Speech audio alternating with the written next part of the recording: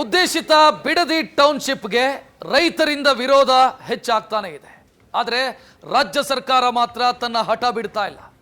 ಈ ಯೋಜನೆಯನ್ನ ಹೇಗಾದರೂ ಮಾಡಿ ಜಾರಿ ಮಾಡೇ ಮಾಡ್ತೀವಿ ಅಂತ ರಾಜ್ಯ ಸರ್ಕಾರ ಪ್ರಯತ್ನವನ್ನು ಮಾಡ್ತಾನೆ ಇದೆ.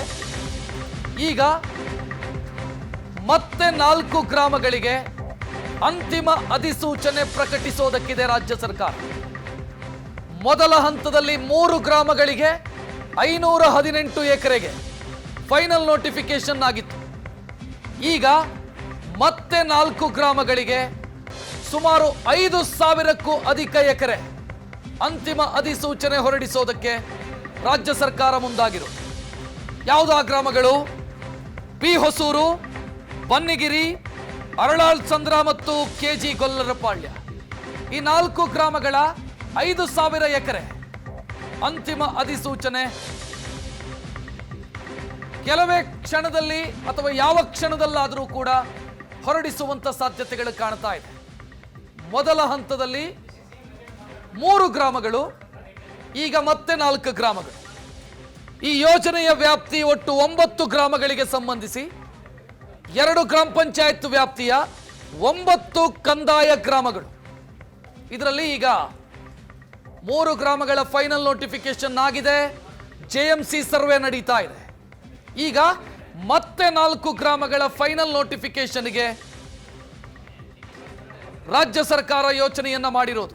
ಇವತ್ತೇ ಅಧಿಸೂಚನೆ ಪ್ರಕಟವಾಗುವಂತ ಸಾಧ್ಯತೆಗಳಿದ್ದಾವೆ. ಮೊದಲ ಹಂತದಲ್ಲಿ 3 ಗ್ರಾಮಗಳು, ವಡೇರಹಳ್ಳಿ ಸೇರಿ ಒಟ್ಟು 3 ಗ್ರಾಮಗಳು. ಈಗ ಮತ್ತೆ 4 ಗ್ರಾಮಗಳು.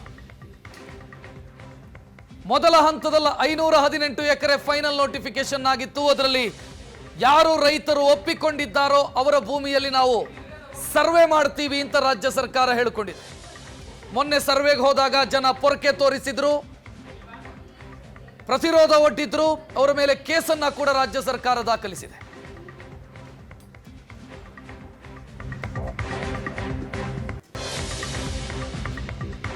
ಇವತ್ತು ಮತ್ತೆ 4 ಗ್ರಾಮಗಳ ಫೈನಲ್ ನೋಟಿಫಿಕೇಶನ್ ಪ್ರಕಟವಾಗುವಂತ ಸಾಧ್ಯತೆ ದಟ್ಟವಾಗ್ತಾ ಇದ್ದಂತೆ ಪಟಾಕಿ ಸಿಡಿಸಿ ಸಿಹಿ ಹಂಚಿ ಕೆಲ ರೈತರು ಸಂಭ್ರಮಾಚರಣೆ ಮಾಡಿದ್ದಾರೆ.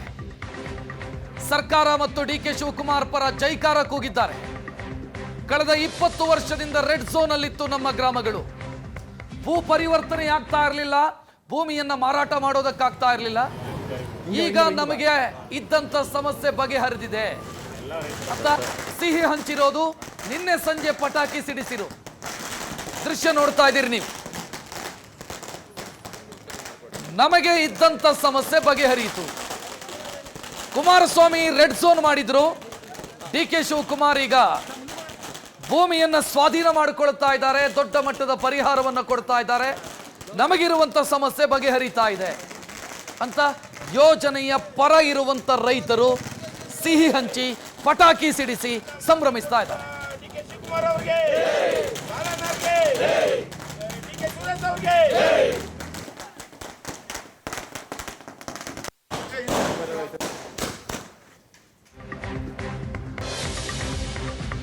ಮತ್ತೊಂದು ಕಡೆ ವಿರೋಧವು ಜಾಸ್ತಿ ಆಗ್ತಾ ಇದೆ.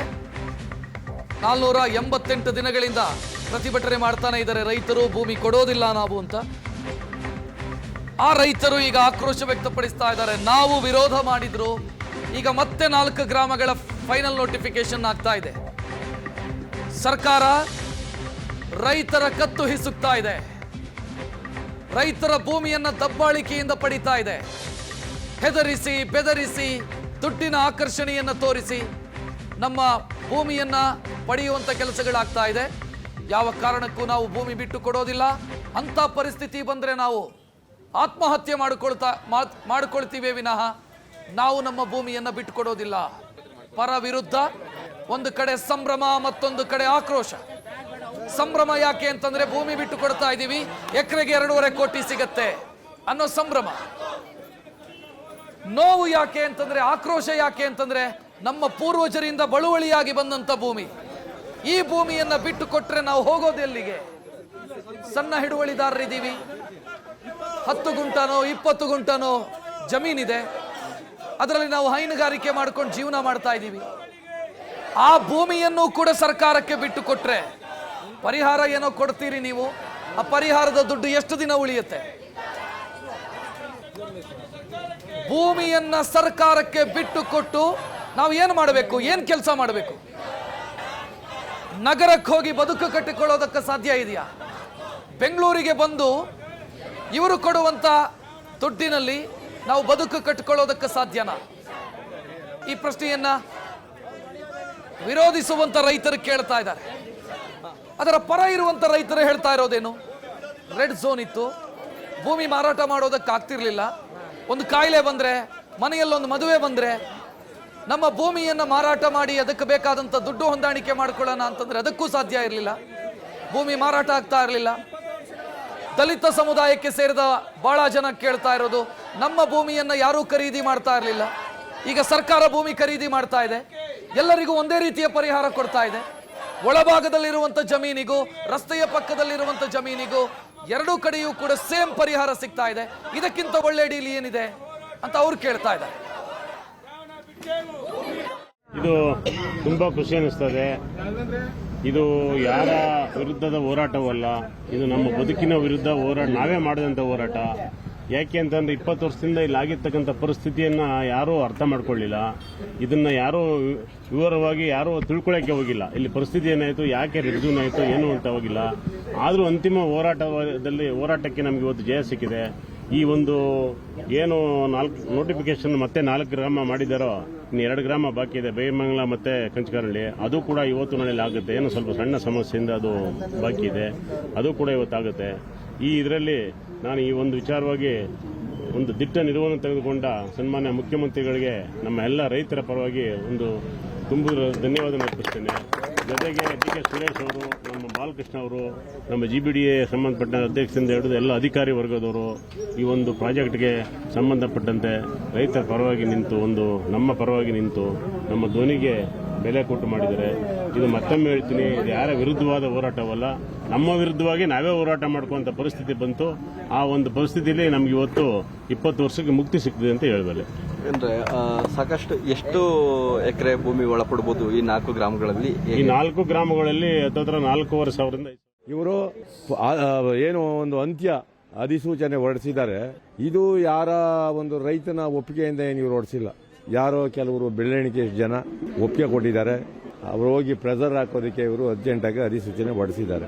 ಪ್ರಕ್ರಿಯೆ ಏನು ನಡೆದಿದೆ ಅಂದರೆ ನಿಜವಾಗಿಯೂ ಕೂಡ ರೈತನ ಪರವಾಗಿ ಇರತಕ್ಕಂಥ ಭೂ ಸ್ವಾಧೀನ ಅಲ್ಲ ಇದು.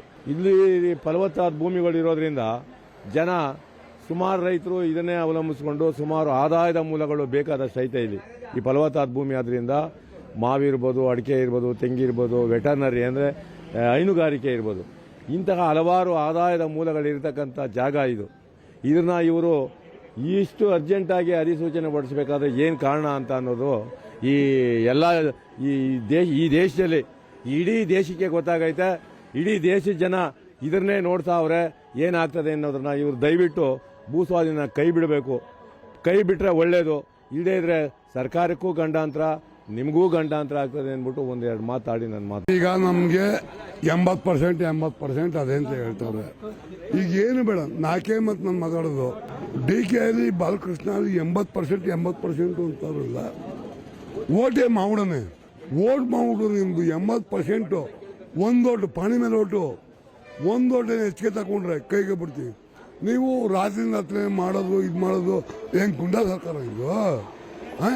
ಆಮೇಲೆ ಜನಗಳು ಬಿಡೋದು, ಊರಲ್ಲಿ 5 ಜನ ಅವ್ರೆ, ಊರು ಎಲ್ಲ ರೋಡಿಗಳೇ. ಆಮೇಲೆ ಊರಲ್ಲಿ 5 ಜನ, ಆಮೇಲೆ ಬಲವಾಗಿರೋ ಮನೆತಕ್ಕೆ ಒಬ್ರು ಮನೆತಕ್ಕೆ ಹೋಗಲ್ರು ಅವರು, ಬಲವಾದ ಮನೆತಕ್ಕ ಬಿಡಲ್ಲ. ನಾವು ಆಲ್ರೆಡಿ ಮಾಡಿಕೊಂಡಿದ್ದೀವಿ ಮನೆತಕ್ಕೆ ಬರ್ತಾರಂತ ಬರಲ್ರು. ಆದರೆ ನೀವು ಹಿಂಗೆ ಮಾಡ್ತಾ ಇದ್ದೀರಲ್ಲ, ಊರಲ್ಲಿ 5 ಜನ ಮಾಡಿಕೊಂಡು ಎಷ್ಟು ಮಾಡ್ತಾರೆ ಗೊತ್ತಾ? ದೇವ್ರದಿಂದ ರಾತ್ರಿ ಪಟಾಕಿ, ಇವತ್ತು ಬಿರಿಯಾನಿ, ರಾತ್ರಿ ಬಿರಿಯಾನಿ ಪಟಾಕಿ, ಬಿರಿಯಾನಿ, ಈಗ ಬಿರಿಯಾನಿ ಇರ್ತದೆ. ಇದು ದೌರ್ಜನ್ಯ ಅಲ್ವಾ? ಆಮೇಲೆ ನೀವು ಮಾಡ್ತಾ ಇರೋದು ಭಾರಿ ತಪ್ಪು. ಆಮೇಲೆ